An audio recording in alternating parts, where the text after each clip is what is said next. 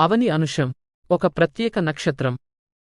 అవని అనుషం నక్షత్రం చాలా ప్రత్యేకమైనది మరియు ఇది ఆయుర్వేద దేవుడు ధన్వంతరితో ముడిపడి ఉంది. ఈ నక్షత్రం ఆరోగ్యం, దీర్ఘాయుష్షు మరియు దివ్యజ్ఞానంతో ముడిపడి ఉంది.